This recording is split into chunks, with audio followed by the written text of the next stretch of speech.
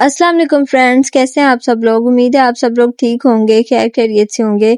आज का जो केक है ना, इस केक का ऑर्डर जब कस्टमर ने दिया, उन्होंने रेफरेंस पिक्चर भी साथ दी और उन्होंने ये पिक्चर देने के बाद ये बोला कि आपने इस जैसा केक बिल्कुल भी नहीं बनाना। अब मैं आपको आगे बताती हूँ इस केक का हुआ क्या। अब ये था कि जो उन्होंने रेफरेंस पिक्चर दी थी ना, उन्होंने बोला कि आपने ये जो गर्ल्स ही में केक है, आपने इसको बॉयज में बनाना है।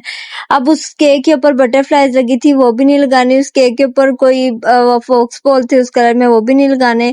मतलब कि सिर्फ वो ये बताना चाह रही थी कि ये केक जो है ना पोर्शन में बनाना है।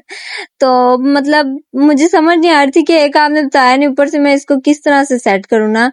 तो फिर मैंने इसको किसी तरह मुझे अब तक करना ही मुझे लगता है दूसरा केक है। एक मैंने इससे पहले कोई एक केक बनाया था वो, और एक ये, मुझे ये दोनों केक बिल्कुल नहीं अच्छे लगे। आप भी लास्ट में इसकी लुक देखिएगा, अगर आपको अच्छे लगे हो तो बताइएगा ये केक कैसा आप लोगों को लगा है।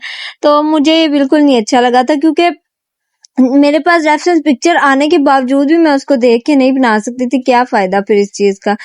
तो अब फिर मैंने इसको खुद ही जब बनाना था, तो फिर इसका था कि नीचे वाला पोर्शन मैंने इसका व्हाइट में कर दिया, और ऊपर जो है मैंने इसको ना जो है वो ब्लू में कर दिया। मैंने जो इसके ऊपर क्रीम ऐड की मिल्की, इसका मैंने ब्लू कलर इसमें डाला है, और 4 to 5 ड्रॉप्स इसमें मैंने डाले थे, और ना ये वाला कलर बन गया था। पहले मैंने सोचा था नीचे ब्लू कर दूं ऊपर व्हाइट, फिर मैंने कहा नहीं, वैसे करना मुझे ऐसे ही चाहिए था, लेकिन फिर भी मैंने नहीं किया। खैर अब केक बन गया था, उस टाइम मुझे ये बात याद आई थी। तो इसका नीचे वाला पोर्शन मैंने इसको अच्छे से सेट कर दिया था। फिर उसके बाद मैंने इनको ना फ्रिज में रख दिया था, दोनों पोर्शन को मैंने सेट करने के बाद। तो फिर इसकी ना मैंने जो है वो ऊपर मैंने हल्का सा ना इसकी पैलेट नाइफ से डिजाइन कर दी, मुझे ताकि ना याद रहे कि मैंने इसके सेंटर में इसका बनाना है। और ये पहला केक है जो बिल्कुल इसका सेकंड पोर्शन सेंटर में रखा गया, वरना मुझे बड़ा मसला होता है। तो फिर मैंने नीचे वाले पोर्शन ऊपर वाले पोर्शन का भी इसको सेट कर दिया था, और इसको मैंने ना सेट करके उसको भी फ्रिज में रख दिया था। उसके बाद मैंने जब थोड़ा सा टाइम रह गया था ना, मैंने इसके ऊपर पोर्शन लगा के, और मैंने फिर उसके ऊपर जो है ना पिक्चर लगा दी थी। पिक्चर जो है वो कस्टमर ने भेजी थी, उन्होंने बोला था ये आपने ना इसके ऊपर सेट करनी है। तो मैंने फिर उसको जो है ना स्टिक के ऊपर स्टिक के साथ इसको ना मैंने लगा दिया था पिक्चर को, और थोड़े फॉक्स बॉल मैंने इसके साथ रखे थे ऊपर, और 2 नीचे मैंने इस तरह करके लगा दिए थे। और ये जो सेकंड पोर्शन है इसमें मैंने चॉकलेट चिप्स ऐड किए थे, और साथ ना मैंने इसके अंदर ना थोड़ा सा चॉकलेट सिरप मैंने ऐड किया था। थोड़ी सी उनको ना चॉकलेट का फ्लेवर बस चाहिए था हल्का सा, तो मैंने ना वो ऐड कर दिया था इसमें।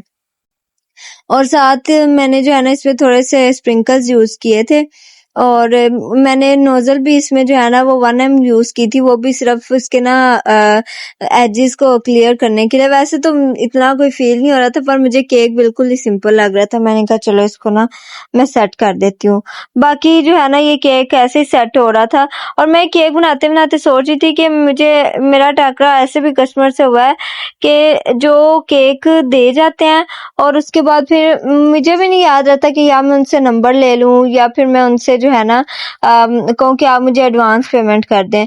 तो एक दफा तो ऐसा हुआ कि एक कस्टमर ने मुझे एडवांस पेमेंट भी नहीं दी, ऊपर से मुझे नंबर भी नहीं दिया, और 9 बजे का टाइम दिया, 9 भी बज गए, 10 भी बज गए, लेकिन वो बंदा केक नहीं मेरे से लेने आया।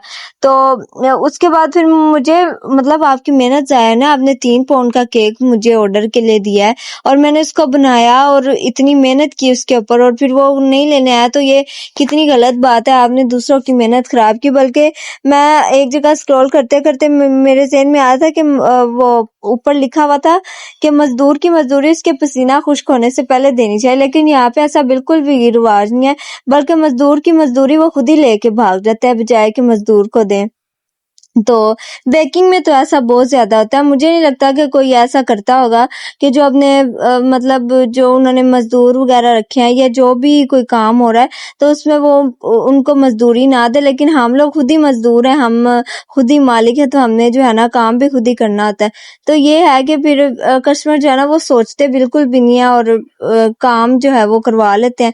तो ये 2-3 दफा ऐसा हो गया। मेरे ख्याल से कस्टमर को ना थोड़ा सा सोचना चाहिए कि आप एक ऑर्डर दे रहे हैं और उसमें कितनी ही मेहनत लगती है, हमने खड़े होना होता है, खड़े होकर सारा काम करना होता है और उसके बाद फिर हमने जो है ना वो उसकी ऊपर जो सारा कुछ लगाना, जो पैसे खर्च करने हैं वो अलग से है, तो ये कोई भी नहीं सोचता।